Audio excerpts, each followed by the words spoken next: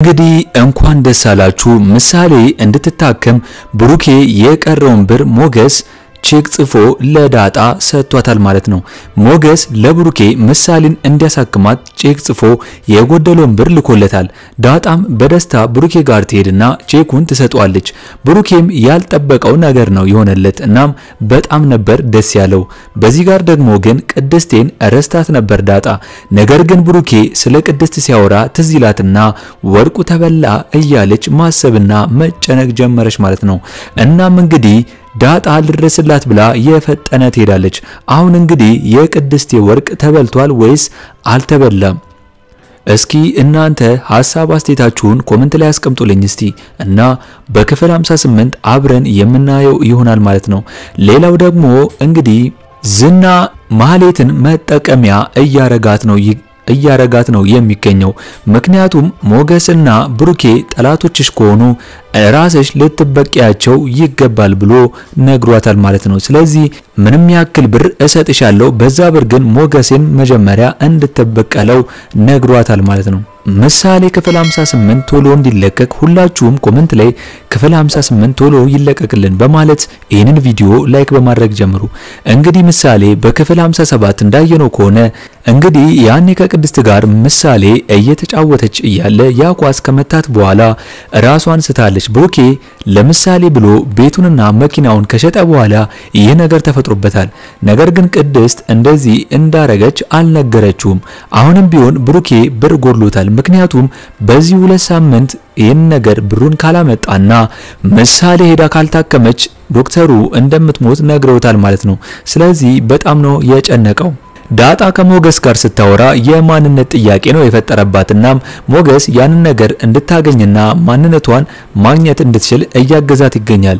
እናም የአፋልጉኝ ማስታወቂያ ላይ እናትና አባቷን እንድታገኝ ይህንን እድል ሊያመቻችላት ነው። አሁን ላይ ሞገስ በብሩኬ ተከፍቷል። ምክንያቱም ይቅርታ እንኳን ስላልጠየቀው።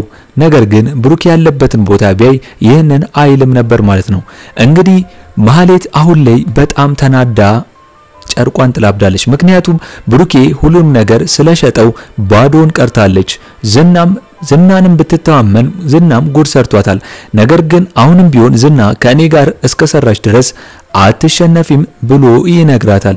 ይሄ ጉራው እንግዲህ እንደቀጠለ ነው። ይባስ ብሎ እንድትበቀላቸው እየገፋፋት ነው። እናም አሁን ላይ ዝና ገንዘብ ሊሰጣትና ሞገስን እንድትበቀል ስራ ሰጥቷታል ማለት ነው። በስተመጨረሻ ቅድስቴ ለምሳሌ ብላ ራሷን መስዋዕት ልታደርግ ነው። ምክንያቱም ድንግልናዋን ልትሸጥ አስባለች።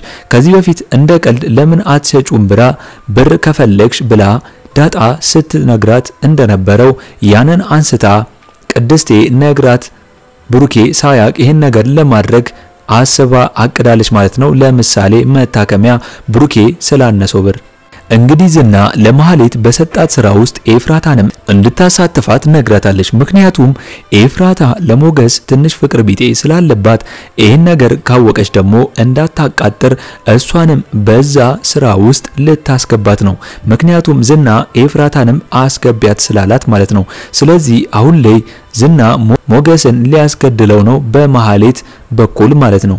ስለዚህ አሁን ላይ ግን ዝና እንደሚያስበው ከሆነ ራሱን ነፃ ለማድረግ ነው ያሰበው። ምክንያቱም ማህሌትና ኤፍራታ ይህንን ነገር ከፈጸሙ እነሱ ወንጀለኛ ተብሎ ስለሚያዙ ዝና ግን በዚህ ወንጀል ውስጥ እጁ እንዳይኖርበት እነሱን ይህንን ስራ እንዲሰሩ እያደረጋቸው ነው፣ ብር በመስጠት ማለት ነው። እንግዲህ በስተመጨረሻም ቅድስቴ ለምሳሌ ስትል ማትፈልገው ውስጥ ገብታለች።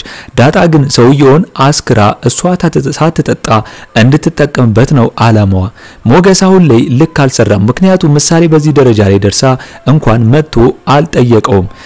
ይህ ታዲያ ልክ ነው ብላችሁ ታስባላችሁ?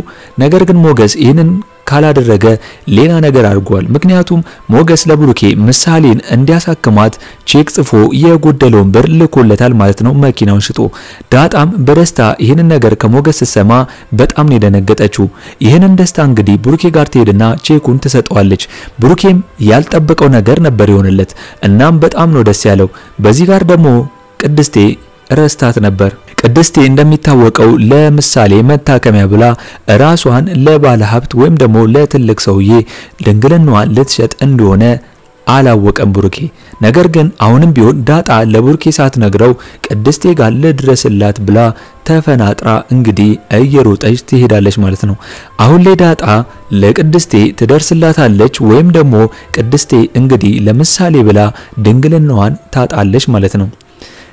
እስኪ እናንተ ሐሳብ አስተያየታችሁን በኮሜንት ጻፉልኝና በክፍል 58 አብረን የምናየው ይሆናል ማለት ነው። እንግዲህ አሁን ላይ ዝና ራሱን ነፃ ለማድረግ ማህሌትን አሁንም ቢሆን ምን አደረጉሽ በማለት ብሩኬንና ሞገስን ያደረጓትን ነገር ከነገረችው በኋላ ስለዚህ አሁን ላይ አንቺ ነሽ የተበደልሹ ሁለቱንም መበቀል አለብሽ ብሎ እያደፋፈራት ይገኛል።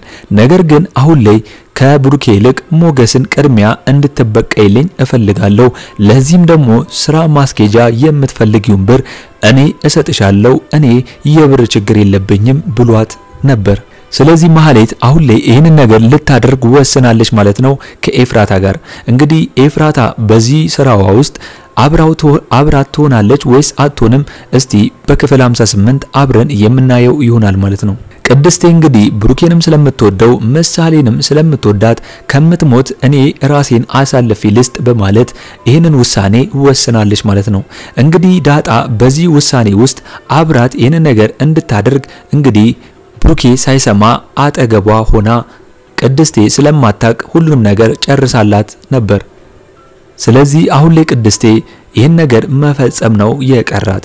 እዚህ ጋር ስህተቷ ማን እንደሆነ ይታወቃል። ምክንያቱም ዳጣ ነች። ምክንያቱም ዳጣ ይህንን ነገር ለብሩኬ መናገር ነበረባት። ቅድስቴ እዚህ ውስጥ እንዳለችና ለምሳሌ ብላ ይህንን ነገር ማድረግ እንደፈለገች ለብሩኬ መናገር ነበረባት። ለምን ዝምታን እንደመረጠች እኔ አላወኩም። ይሄ ነገር በጣም ነው ያናደደኝ። ዳኒ ደግሞ ሌላው ሞገስ እንግዲህ ምን ያህል ብሩኬ ቢበድለው ወይም ደግሞ ቢያስከፋው ለልጅነታቸው ጓደኝነታቸው ይበልጣልና ይህን ነገር ማድረግ አለብኝ ብሎ ነው ይህንን ቼክ ለዳጣ የሰጣት። እንግዲህ ሞገስ አሁን ላይ ለምሳሌ በጣም አዝኖላታል ማለት ነው። ብሩኬም እንግዲህ በልጅነቱ ጓደኛው ስለሆነ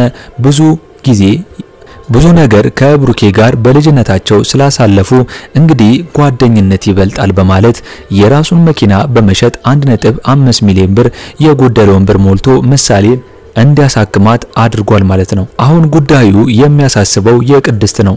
ቅድስቴ ይሄ ነገር ከተፈጠረባት ከባድ ነው የሚሆነው። ምክንያቱም ለምሳሌ ብላ ቅድስት ይሄንን ካደረገች ብሩኬ ራሱን ይቅር የማይለው ነው የሚመስለኝ። ብሩኬም ሌላ ፈተና ውስጥ ነው የሚገባው። ይሄ ነገር ቅድስቴ እንደምንም ተብሎ ይሄ ነገር ባይፈጠር ባይነኝ ብዬ አስባለሁ። እስኪ እናንተ ሐሳብ አስተያየታችሁን በኮሜንት ጻፉልኝ። እንግዲህ ምሳሌ ክፍል 58 ቶሎ እንደተለቀቀ እኛም በኮሚኒቲ ፖስታችን ስር ወዲያው ለእናንተ የምናስቀምጥላችሁ ይሆናል ማለት ነው። ለአምባር ሚዲያ አዲስ ከሆናችሁና ሰብስክራይብ ያላደረጋችሁ ካላችሁ ሰብስክራይብ በማድረግና የደውል ምልክቱን በመጫን ቤተሰብ እንድትሆኑን በአክብሮት እንጋብዛለን።